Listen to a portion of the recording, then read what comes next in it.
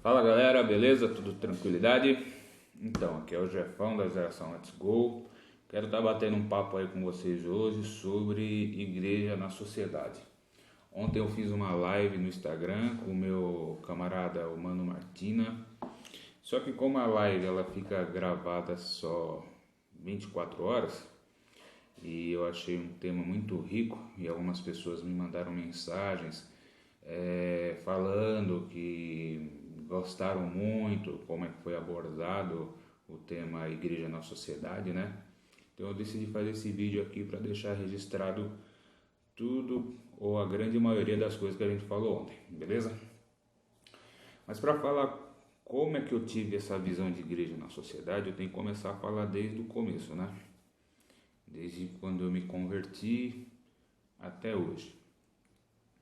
Não tudo, né? Mas pelo menos os focos principais. Eu me converti em 2008. A igreja que eu me converti era uma igreja grande já, né? Era uma igreja que na época ela estava com 400 pessoas. Hoje ela já tem 1.200 pessoas. Por aí, né? Essa base mais ou menos. E quando eu me converti, essa igreja ela trabalhava com um sistema de pontos de pregação. Como era o ponto de pregação? As pessoas levavam, os irmãos, né, os cristãos levavam pessoas para a igreja, para o templo. Lá o pastor ministrava. E quando essas pessoas elas aceitavam Cristo, quando elas aceitavam Jesus e se membravam nessa igreja, elas eram direcionadas para os pontos de pregação. E aí o que acontecia? A igreja tinha vários pontos de pregação. Só que o local que a igreja ela é situada é num bairro de classe média, média alta.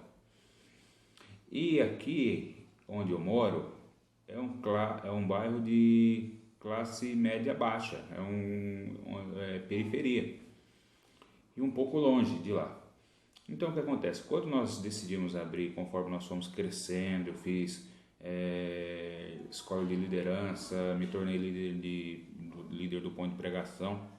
Primeiro eu fui anfitrião, depois me tornei líder do ponto de pregação. O nosso ponto de pregação era muito longe, e aí o que acontecia? Na periferia. Então a gente fazia um sistema meio que contrário da igreja.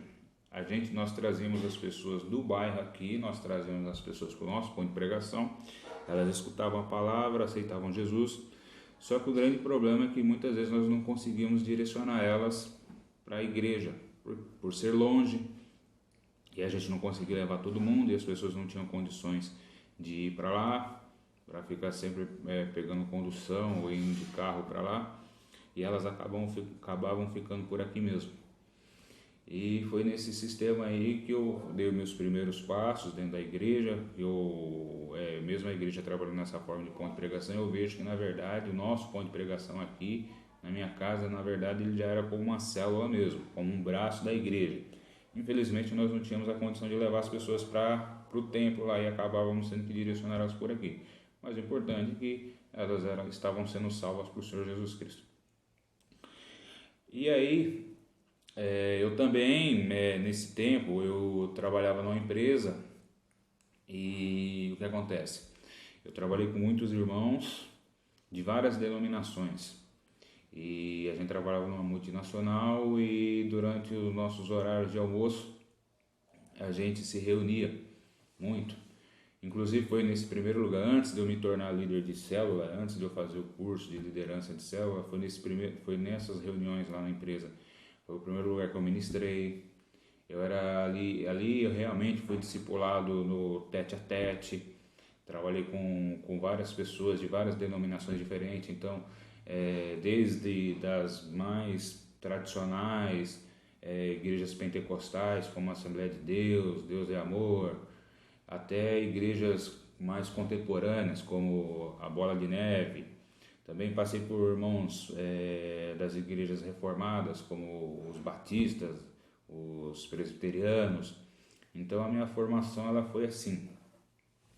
E como eu não tinha um discipulado na minha própria igreja, na igreja, na congrega, na denominação que eu não tinha um discipulado forte comigo, esses irmãos acabando sendo, a minha visão de igreja acabou sendo muito influenciada por vários irmãos de vários lugares diferentes. E como eu também, o que eu fazia? Na época não tinha tanta internet, na época não tinha o boom tecnológico de internet, smartphone como é hoje. Então o que eu fazia? Eu tinha que ler a Bíblia. Então eu aprendi dessa forma, com vários irmãos e lendo a palavra de Deus. Vários irmãos de denominações diferentes, embora eu era de uma denominação, embora eu fiz o curso de liderança lá, mas a minha formação mais foi dessa forma.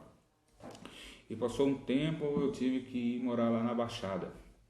E quando eu cheguei lá na Baixada, fui para a mesma denominação, fui com a carta de transferência e tal. E cheguei lá, o pastor ele estava querendo implantar célula. E ele ficou sabendo desse trabalho que eu fazia, né? Já aqui em São Bernardo do Campo. Ele pediu para eu levar o material e ele falou que era bem parecido com aquilo que ele estava buscando. Ele disse na época que ele estava, já faz uns 2, 3 anos que ele estava preparando a igreja. E foi quando ele decidiu dar um salto alto. Essa denominação que eu participava dela, ela é muito grande, muito forte, ela estava investindo muito forte na visão celular e a maior referência de visão celular era lá no Pará, no norte. E nós fomos lá, fiquei uma semana lá no Pará. Visitamos 3 igrejas, 3 megas igrejas de 10 mil pessoas, igrejas de 8 mil pessoas. E igrejas diferentes, com foco diferente. Teve uma igreja que ela era de classe média baixa, na periferia mesmo, numa periferia bem forte mesmo. E o foco dessa igreja eram as famílias. As células dela eram muito focadas nas famílias. Depois a gente visitou uma igreja de classe média alta e o foco dele já era o jovem, o forte dele já eram jovens. E eu visitei também uma igreja em outra cidade, que essas 2 igrejas que eu falei para vocês eram em Belém mesmo. E depois eu visitei uma igreja que era fora de Belém, que o foco dela era os operários, pessoas que a igreja era numa cidade que era considerada cidade dormitório, e os caras trabalhavam o dia inteiro ali em Belém, nas redondezas, e só ia mais para lá para dormir. E lá também conseguiram formar uma igreja muito forte, com essa visão celular, com essa visão de ir nas casas. E o interessante é que eu visitei células de todo tipo, desde célula na periferia, onde você entra, o esgoto passando na porta da pessoa, até de classe média, onde as pessoas já tinham um poder aquisitivo melhor, até classe alta mesmo, com aqueles condomínios de luxo, onde só o elevador ele para na porta da pessoa, é um apartamento por andar. Então, visitei esses 3 tipos de pessoas, de locais, vi essas 3 igrejas, participei de bastante reuniões e a gente foi lá para buscar os princípios, porque eu sempre tive na mente, por causa da minha formação, que o trabalho nas casas era o braço da igreja indo para fora. Quando a gente estuda o livro de Atos, você vê que na verdade todas as cartas que Paulo direcionou para as igrejas, na verdade, eram casas. E eu sempre tive isso comigo. A igreja agindo, a célula sendo a igreja agindo fora, como se fosse um braço da igreja buscando as almas. E quando eu estava lá no Pará, foi lá no Pará que Deus me deu a visão da geração Let's Go. E também uma coisa que me impactou muito quando eu cheguei lá foi quando nós fomos conversar com o pastor de jovens dessa igreja de classe média alta aí. Ele nos chamou, nós fomos daqui de São Paulo para lá mais ou menos umas 20, 25 pessoas, e ele nos chamou dentro da sala dele, ele mostrou todo o sistema, como é que ele trabalhava, tal, os pastores de rede dele, e dentro da sala dele tinha um quadro, e esse quadro ele mexeu muito comigo, que era um quadro da Santa Ceia, só que em vez de ser Jesus e os discípulos, eram Jesus e discípulos, mas um discípulo que era um índio, um discípulo que era um árabe, um discípulo que era um japonês, um discípulo que era um africano, um discípulo que era um europeu. Então o que acontecia era Jesus interagindo em várias culturas. E esse quadro mexeu muito comigo. Quando eu voltei aqui para São Paulo, eu tentei até procurar ele, procurei na internet, procurei para comprar e não consegui achar. Mas o fato é que eu fiquei, aquele quadro ele me impactou muito. E não só, e muito também assim, quebrou muito a minha religiosidade quando eu fui lá no Pará. Por quê? Porque eles faziam células em qualquer lugar, seja na praça, na pista de skate, dentro do bar, dentro da empresa, eles faziam célula em todo lugar. Então aquilo já deu uma quebrada em mim. Porque quando eu também me converti, por mais que eu fui discipulado por outros irmãos de várias denominações, por mais que não tive tanto apego ao uso e costume, quando eu me converti eu tinha muita visão de dentro, assim, eu achava que nós não podíamos escutar músicas que não fossem de cantores cristãos, eu achava que a gente não podia ficar mexendo em rede social, então eu tinha uma visão muito fechada, infelizmente. Tipo assim, e por mais que eu fui discipulado por várias pessoas, eu nunca perguntei essas coisas para as pessoas. Então eu acabei ficando com essa mentalidade. Quando eu cheguei lá, eu vi que não era nada daquilo e trouxe essa visão para cá. Aí começamos a tentar implantar lá em Praia Grande e tentamos implantar, ficamos tempo tentando implantar. Algumas coisas deram certo, as outras não deram certo. Pelo menos os jovens, assim, a gente fez um trabalho muito legal com jovens lá. Chegamos, quando eu assumi a liderança dos jovens da igreja, acho que eram, sei lá, devia ter uns 5, 6 jovens só, porque a igreja era muito, a membresia da igreja era muito envelhecida. E os jovens que tinham na igreja, eles não se... Quando a igreja conseguia atrair jovens, eles não se firmavam. E os jovens que ficavam na igreja eram só simplesmente os filhos dos membros. Porque a igreja tinha uma visão muito tradicionalista. Embora essa denominação, ela é uma igreja muito grande a nível nacional. Era uma igreja que estava tentando, na época, implantar a visão celular. Mas eu percebi assim que nos bairros, assim, nas cidades, no interior, ela tinha ainda uma visão muito fechada. E embora eu vim aqui de São Bernardo, né, que já era uma igreja, por mais que ela fosse dessa denominação, ela já era bem grande. Quando eu cheguei na Praia Grande, ela era pequena em relação a essa igreja que eu participava, né? Na época era 400, hoje está com 1.200. Quando eu cheguei lá na Praia Grande, a igreja tinha 150 pessoas. E aí a gente fez toda essa viagem do Pará, tal que eu falei, e depois quando nós voltamos nós tentamos implantar. Pegamos, como falei, peguei os jovens, tinha uns 5 jovens, e começamos a tentar trabalhar com eles. E nós até conseguimos ganhar no começo, mas como eu falei, eles não se firmavam na igreja. E eu comecei a perceber algumas coisas que não estavam dando certo, porque a gente não conseguia implantar essa visão dentro da igreja. O primeiro era o próprio tradicionalismo da igreja. A igreja, os mais velhos, eles não aceitavam muito o fato dessa nova visão de célula. Também a igreja ela era mal vista no bairro por causa de alguns escândalos que teve na igreja. A igreja, quando eu cheguei na igreja, a igreja tinha 150 pessoas. Eu peguei uma fase de escândalo e a igreja chegou a ficar com 80 pessoas. Mas antes de mim, teve um período que a igreja chegou a ter 500 pessoas. E eu, estudando a história da igreja, eu vi que em 10 anos a igreja saiu de 500 pessoas para 80 pessoas, por causa de escândalos sexuais, escândalos de roubo, escândalos de desorganização, bagunça dentro da igreja. Então, por mais que nós estávamos tentando fazer um trabalho sério, a igreja em si, além do tradicionalismo dela, ela era uma igreja que ela era muito bagunçada. Com autoritarismo também, sofremos muito com autoritarismo. Infelizmente, a pessoa que estava acima de nós era uma pessoa muito autoritária e ela, por mais que ela tivesse visão, por mais que ele investia no nosso ensino, ele gostava que a gente estudasse. Só que era uma pessoa que era muito autoritária, era muito ignorante, era muito arrogante, ela não sabia lidar com pessoas. E o que acontecia, em vez de ele aproximar pessoas, ele afastava pessoas. E outra coisa também é que depois que esse cara saiu, começou a ter muita troca de pastores. Pastores que vinham ficavam 6 meses, outros que vinham ficavam 1 ano. E o que acontecia?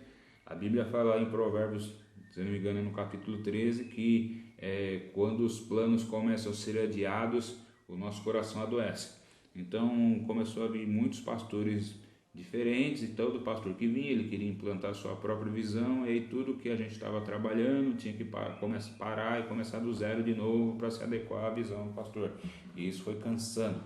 A liderança foi ficando cansada, não queria mais trabalhar, não queria mais ajudar, começou a perder a credibilidade nos pastores que vinham. E aí quando eu me vi, eu estava parado dentro da igreja. Eu fui, no final das contas, dessa igreja nós tínhamos ido 4 pessoas para o Pará, acabou ficando só eu dentro dessa igreja que tinha ido para o Pará, só eu que tinha ido lá, das pessoas que receberam essa visão, e acabei ficando lá. E o certo é que comecei, por mais que eu tentasse implantar, os líderes não queriam mais implantar, eles estavam cansados, já tinha a ala tradicional, como eu falei, e os novos que chegavam não queriam implantar porque já tinham sido machucados pelos pastores. E quando eu me vi, eu estava sozinho, tentando implantar uma coisa e tentando, e não estava conseguindo. Foi aí que chegou uma fase na minha vida que eu comecei a ter que entender. Como eu já estava vendo, já tinha feito o histórico da igreja, como que a igreja estava, eu comecei a tentar ver meios de conseguir lidar com atrair novas pessoas, atrair novos membros para a igreja. Fazer as nossas células que fossem mais contemporâneas, que falassem mais os temas atuais. E aí eu comecei a ler muito sobre gerações, fiz um estudo sobre gerações, Baby Boomer, geração X, geração Y, geração nativos digitais. Eu, como líder de jovens, tive que aprender muito a falar a linguagem dos jovens, a forma que eles pensavam, a forma que eles interagiam, que eles valorizavam, a relação deles com as redes sociais, com a internet, porque eles nasceram dessa forma, não sabem viver sem isso. Também comecei a pesquisar muito sobre pessoas, li muito sobre inteligência emocional, li muito sobre personalidades, tipos de personalidade, como formar a equipe, e nisso daí li muito sobre cultura, porque eu percebi assim o seguinte: por mais que eu morei acho que 4, 5 anos lá na Baixada, por mais tempo que eu ficasse lá na Baixada, toda vez que eu chegava no lugar, os caras sabiam que eu era paulista, por causa do jeito que eu falava, por causa do jeito que eu me comunicava, por causa do jeito que eu me vestia. Então eu ficava assim, caramba, meu, passo o tempo, e os caras sempre se ligam que eu sou paulista, mano. Você vê, ó, coisa de 1 hora, você pega o carro aqui, 40 minutos, 1 hora, você tá lá na Baixada, e mesmo assim, ó, pouca distância, coisa pequena, curta, e mesmo assim os caras se ligavam. A cultura praiana, a cultura da Baixada Santista é diferente da cultura aqui do ABC e da capital. E isso era bem nítido. Então eu comecei a estudar sobre essas coisas, e eu comecei a implantar algumas coisas com os jovens. Cultos que atraíssem a atenção deles. Eu sabia, tipo, a nossa igreja era de classe média baixa, então eu comecei a fazer coisas que, estudando eles, comecei a fazer coisas que atraíssem eles. Comecei a fazer cultos de jovens, cultos que com jogo de luz, com máquina de fumaça, com sorteio, com DJ, e nisso começou a atrair muito jovem ali, muito jovem da periferia começou a frequentar os nossos cultos. Quando a gente foi ver, já estávamos com 50, 60, 70 jovens ali dentro da igreja, jovens e adolescentes. Comecei a fazer as células com temas atuais sobre homossexualidade, ideologia de gênero, política, trabalho, família, coisas que interessavam eles, coisas que eles queriam saber. Nossas células tinham umas caixinhas onde eles poderiam colocar as perguntas deles, e depois os líderes numa outra célula responderiam as perguntas deles. E comecei a fazer algo que eu conheci um pastor aqui de São Paulo. Ele tinha um trabalho que chama Fora da Caixa, que até hoje ele tem o Fora da Caixa Movimento, Eu perguntei para ele se não podia levar esse trabalho para a Baixada, e a gente levou. Ele permitiu, a gente levou, e eu comecei a fazer esse fora da caixa. E aí o que aconteceu? Além de nós fazermos essas células diferentes com jovens e um culto diferente para eles, nós fazíamos isso fora da caixa. O que a gente fazia? Uma vez por mês a gente ia lá, pregava numa praça, pregava na pista de skate, pregava na praia, pregava na frente da faculdade. E nisso daí a gente também foi conseguindo, fazendo os jovens terem já uma consciência de sair para fora da igreja. Uma consciência que, embora nós estivemos ali dentro do templo, mas a vida cristã ela é muito mais fora do templo do que dentro do templo. Se você pegar o tanto de horas que tem a semana e você ver o tanto de tempo que você fica dentro da igreja, você vai ver que você vai ficar muito mais fora da igreja, do templo, do que dentro do templo. E se você for ver a vida de Jesus, ele era assim, a maioria dos milagres de Cristo ele fez fora da igreja, porque ele passava muito mais tempo fora da igreja do que dentro da igreja. E eu comecei a ensinar isso para eles, né? Eles serem diferença no trabalho, eles serem diferença na escola, eles fazerem a diferença na faculdade, eles fazerem a diferença dentro da casa deles, com os familiares deles. Eu comecei a incentivar eles a irem nas festas das famílias dele, e isso daí começou a abrir a mentalidade desses jovens. A gente também começou a fazer formação de equipe. Eu comecei a trabalhar muito porque eu não tinha o apoio dos líderes da nossa igreja, então eu comecei a ter que formar novos líderes. A gente chegou a formar, acho que se não me engano, de 8 a 10 líderes lá, e todos eles se tornando líderes de célula, todos eles se tornando músicos dentro da igreja. Alguns chegaram até tentar entrar na diaconia da igreja, e nós fomos começando a fazer esse trabalho. Começou a dar um boom na igreja, a igreja começou a mudar a membresia da igreja. A igreja que era uma igreja envelhecida, uma igreja que saiu de 500 para 80 pessoas, uma igreja que sofreu vários escândalos, uma igreja que as pessoas da sociedade ali em volta viam ela de uma forma muito errada, de uma forma negativa, e a gente começou a atrair novos jovens para dentro da igreja. A igreja começou a ter uma renovação, começou a ter vida. Nos cultos os jovens iam para frente, quando o pastor estava, o pessoal do louvor estava ali adorando, eles iam para frente e dançavam, pulavam e brincavam, e isso daí começou a trazer muita vida para a igreja. E o que aconteceu? Começou a ficar cômodo para os líderes. Por quê? Porque tudo isso aí que eu estou falando para você, a igreja não fazia nada para ajudar. Tudo eu coloquei do meu bolso. Gastava 60%, 70% da minha renda com esse ministério, com jovens, com as células de jovens, dando muitas vezes, comprando livros para os líderes, dando treinamento para eles. Muitas vezes eles queriam ir participar de algum congresso, alguma coisa, muitas vezes eu tirava do meu bolso, porque a igreja não queria tirar, e muitas vezes eu tirava do meu bolso para bancar eles. E isso daí, não estou falando que alguns irmãos chegaram até me ajudar, mas uma igreja que estava aí com seus, igual a gente quando começou, 80 pessoas, por mais que foi uma queda muito grande, mas eles deveriam ter entendido que eles poderiam ter ajudado mais esses jovens, né? O fato que alguns me ajudaram, e alguns até apoiavam as células, e era como se a igreja começasse a ter um racha assim dentro da igreja, né? A ala velha não queria e os mais novos queriam. Todos os novos convertidos, eles começaram a crescer dentro dessa visão que a gente estava implantando. Por mais que os pastores que começaram a nos abandonar, mas aqueles que chegavam eu bati o pé que eu queria, que tinha que ser daquela forma. E eles muitas vezes, por ver assim que a gente estava tendo resultado no nosso trabalho, eles aceitavam. Mas também aceitava de continuar, mas não aceitava de ajudar. Cheguei até, de tanto carregar moleque dentro do meu carro, eu cheguei a entortar o eixo traseiro do meu carro. Mas aí o que aconteceu? Começou a ficar pesado. Começou a ficar pesado financeiramente. E você sabe que quando você começa a ter problema financeiro, ele ataca na sua família. E começou a me atacar na nossa família. Eu cheguei a ter que vender um terreno para pagar a dívida. Até que uma hora minha esposa e meus filhos olharam para mim e perguntaram se eu tinha que vender minha casa. E a gente ia ter que vender nossa casa para pagar a dívida da igreja. Porque tudo como a igreja não nos ajudava em nada, então eu tirava muito, como eu falei, 60%, 70% da minha renda por causa dessa visão, por causa desse sonho. Foi errado, não deveria ter feito isso, mas infelizmente acabei tendo que fazer. E aí acabamos tendo que sair da igreja. Quando eu saímos eu e toda a liderança que eu formei. E acabamos indo para uma outra igreja.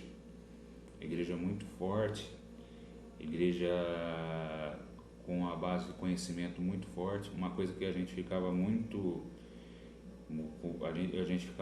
assim, eu ficava muito irritado lá na igreja, por causa que a igreja era uma igreja que ela não enfatizava o ensino, tanto que a igreja chegou a ter uma época que nem escola bíblica tinha.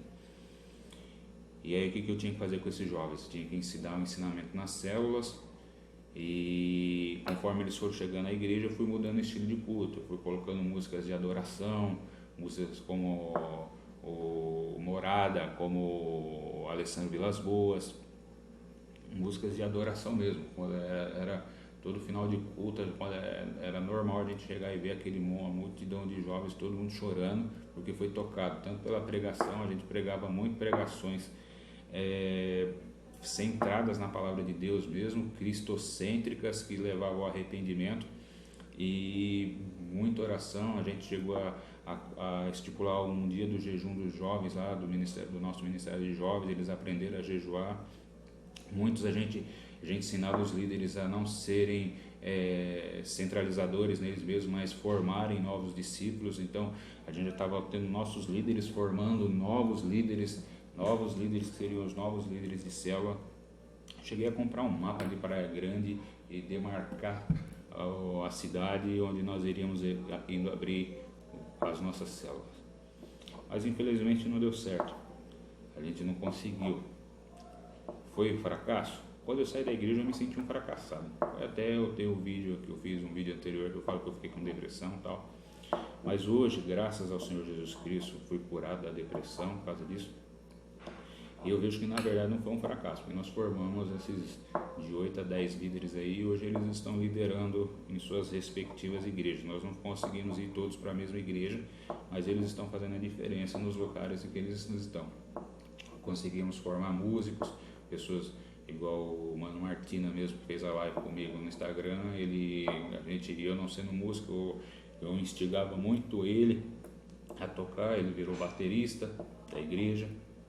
O David, que era um rapaz, ele já tocava, mas aí ele tinha muitos problemas emocionais. Nós cuidamos bem dele. Hoje ele faz parte do movimento de rua que chama Wave, lá na Baixada. Ele é líder do louvor desse movimento. Fora outros que a gente conseguiu formar também. E nisso, quando eu cheguei, acabei tendo que... Aí nisso que eu fiquei com depressão, tive que subir aqui para São Bernardo para fazer nosso trabalho.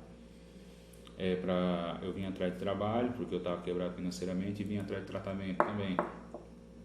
E nisso daqui Deus colocou algumas pessoas na minha vida, e aí a gente começou, aquelas mesmas ideias que eu tinha lá, começou a aflorar aqui,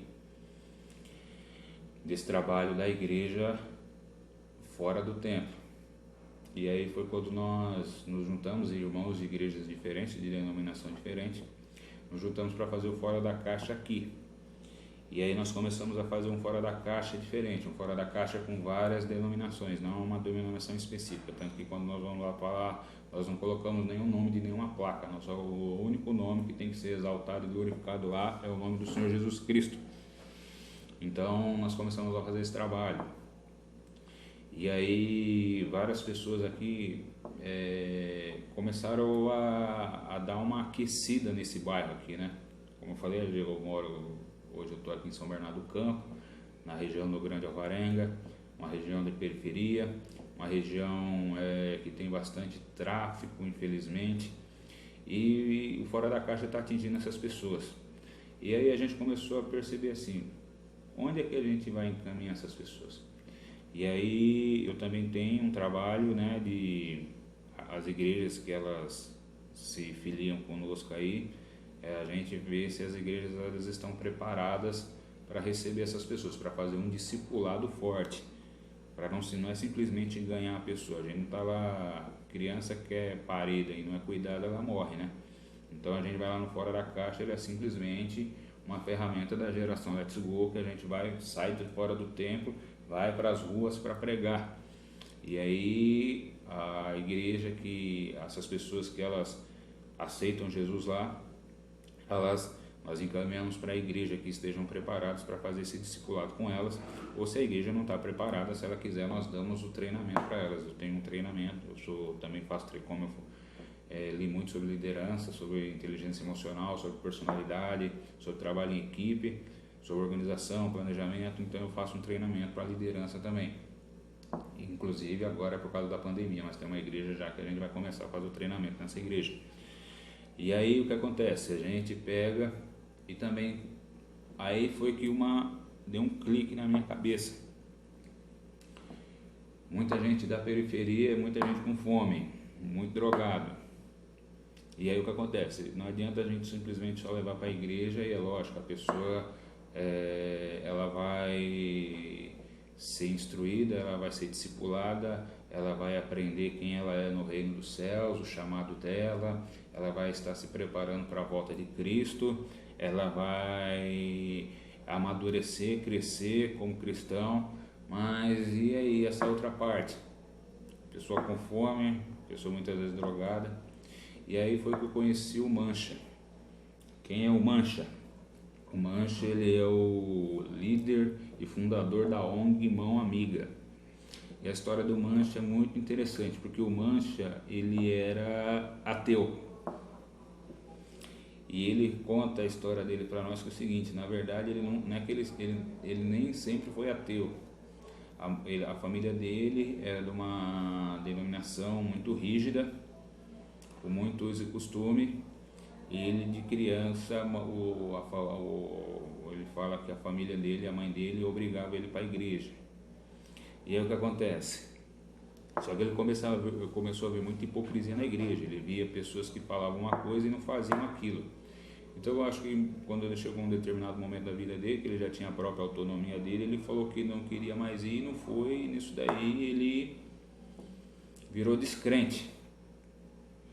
Nisso que ele virou descrente, ele começou a entrar na política, ficou anos trabalhando na política, e ele também, só que na política ele também se decepcionou, porque ele falou que era muito jogo de interesse, muita mentira. E ele falou que um dia ele estava no centro aqui de São Bernardo e ele viu um morador de rua pedindo lanche para uma pessoa. A pessoa estava comendo lanche, o morador de rua viu e pediu. E a pessoa não deu e ainda jogou o lanche no chão e pisou no lanche. O Mancha fala que isso daí gerou uma indignação tão grande nele que ele quase deu umas porradas no cara. E ele foi para casa e aquilo ficou atordoado na mente dele. E ele ficava, aquilo não saía da mente dele. Ele chegou na casa dele, ele abriu os armários ali, viu como ele trabalhava com política, ele tinha uma boa renda, né? E ele abriu os armários deles, viu ali farto, cheio de mantimento, de alimento. E ele foi dormir e não conseguia dormir. No outro dia de manhã, quando ele levantou da cama, ele chamou a família dele e falou assim: a partir de hoje nós vamos começar a fazer marmitas para os moradores de ruas e vamos levar. Porque na verdade ele queria mostrar até para as filhas dele que o invisível existe. E o que era o invisível que ele fala? Eram as pessoas que nós passamos pelas ruas e fingimos que não enxergamos. E ele começou a fazer esse trabalho. Aí quando ele saiu da política, a renda dele começou a baixar, e mesmo assim ele não desistiu do trabalho. E até hoje ele tem esse trabalho, até hoje ele faz isso. Ele recebe doações, ele muitas vezes tira do bolso dele, muitas vezes ele vai de madrugada sozinho entregar marmitas para as pessoas. Só que ele não tinha Jesus. E uma das pessoas que trabalham conosco, na nossa equipe da Geração Let's Go, do Fora da Caixa, é o pastor Dean. E o pastor Dean e o Mancha, eles se tornaram amigos. E nisso o pastor Dean começou a semear na vida dele. Começou a pregar a palavra para ele, para o Mancha. E o Mancha, ele começou a acreditar de volta em Jesus.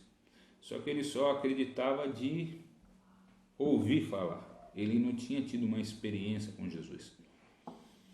E quando nós fomos fazer o Fora da Caixa, o primeiro Fora da Caixa aqui em São Bernardo, o Dean convidou ele. E o Fora da Caixa, a gente tira muito essa religiosidade, a gente tira o crentez, essa linguagem de crente que a gente fala, misericórdia, glória a Deus, aleluia, vaso, manto.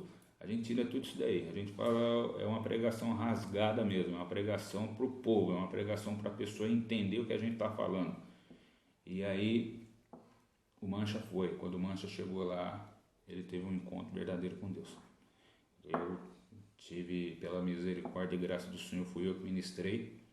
E o Mancha, ele teve um encontro com o Espírito Santo entrou dentro dele e ele começou a chorar.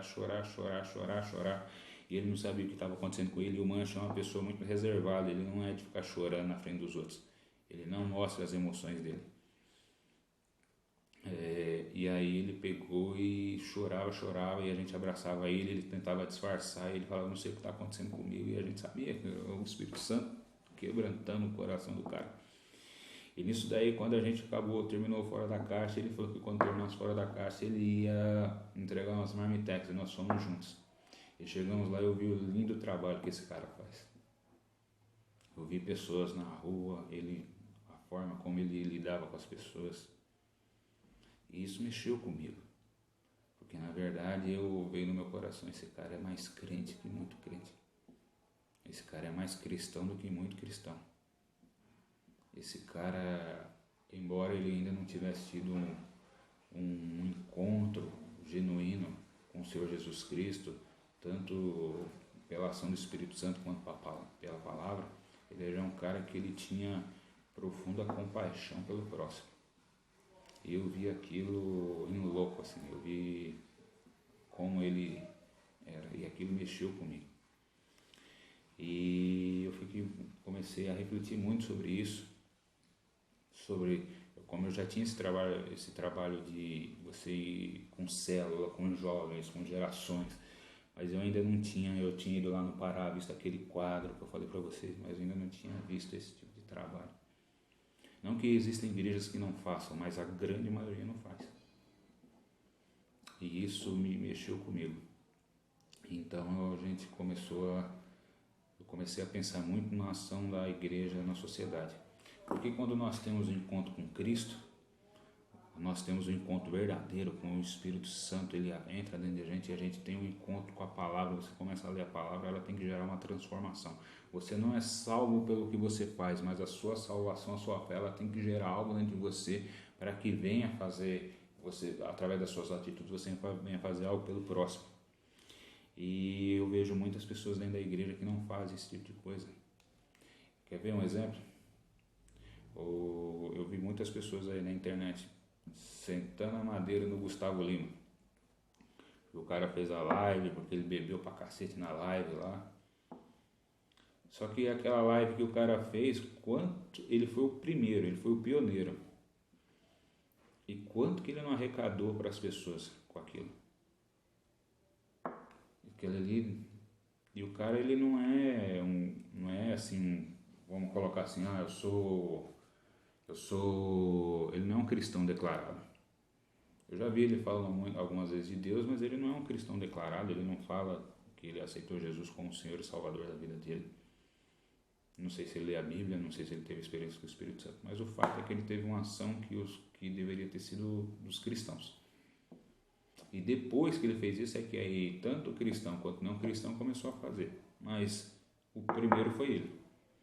Então a gente vê assim, pessoas na sociedade fazendo coisas que na verdade era para ter os próprios cristãos fazer. A igreja, muito tempo, ela deixou muitas coisas na mão do diabo.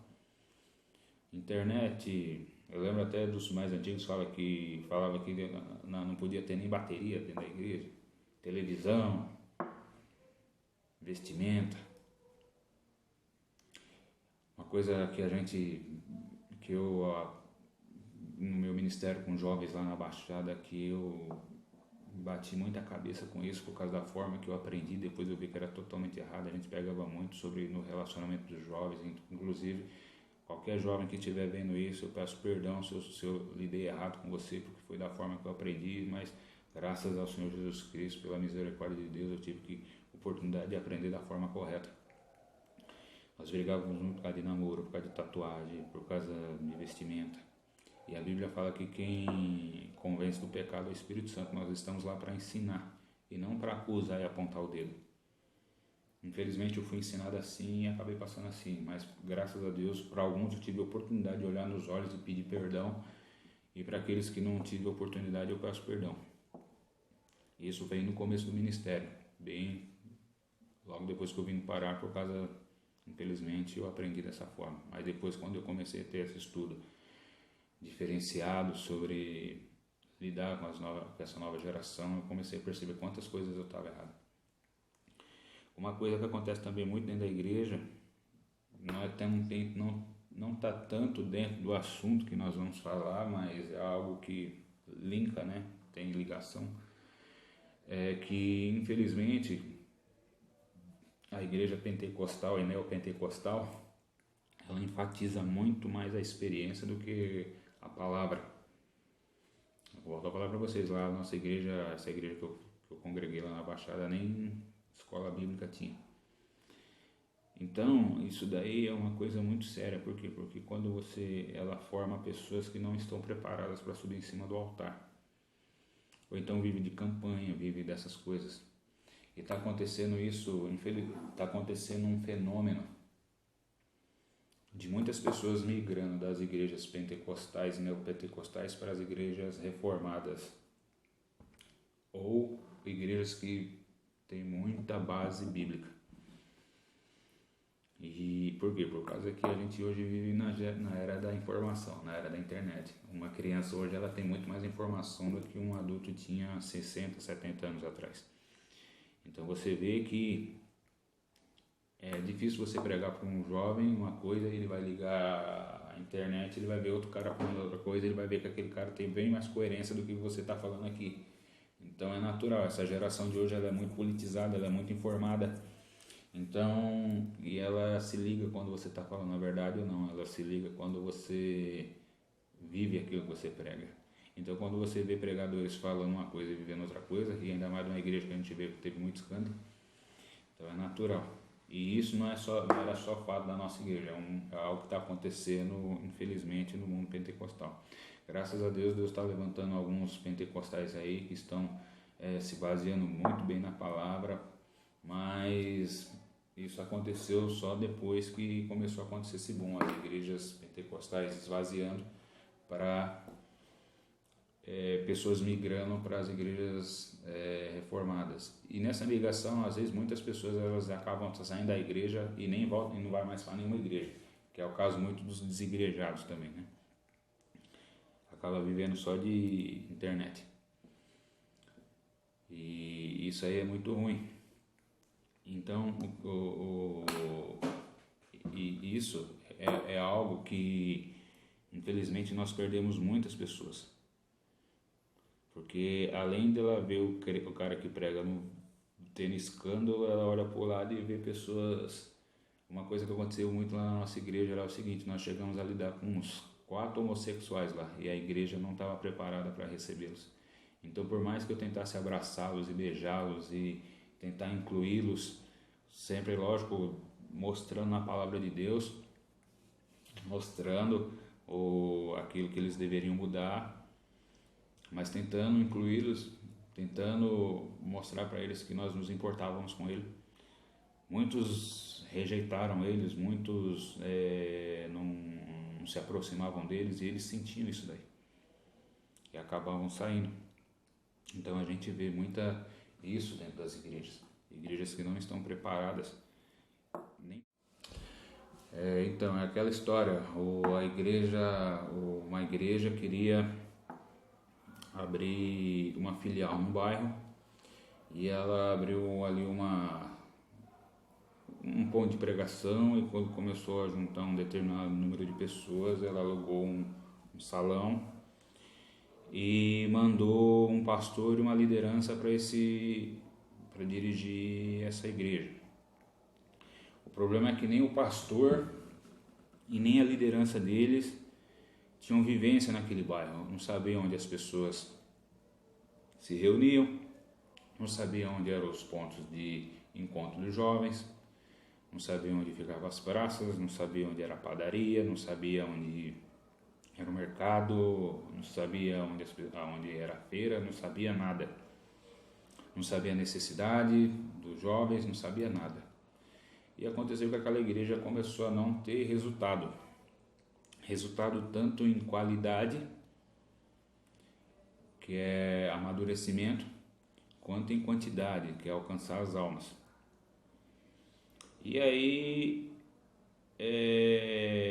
um dia esse pastor, ele acabou conhecendo, de alguma forma, ele conheceu um traficante lá do local.